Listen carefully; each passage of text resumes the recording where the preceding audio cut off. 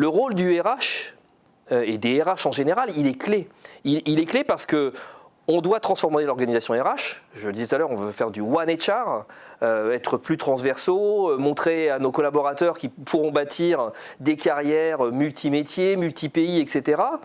Et donc on a ce devoir de transformation-là, mais on a aussi la casquette du RH qui va accompagner les autres métiers à eux aussi se transformer. Et aujourd'hui, on a un rôle central. Et pour moi, ce qui définit le mieux le rôle d'un RH, et c'est comme ça que je l'ai partagé avec mes équipes quand j'ai pris cette fonction, c'est qu'on est des business enablers.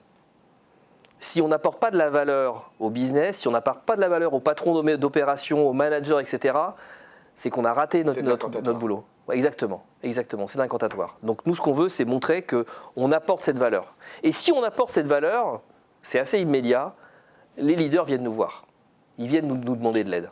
Et c'est ce qu'on voit aujourd'hui. C'est que la collaboration, elle est plus forte, qu'on est un peu moins dans un rôle qui parfois dans le passé pouvait être un peu administratif. Tiens, je viens d'embaucher quelqu'un, il faudrait lui faire un contrat, etc.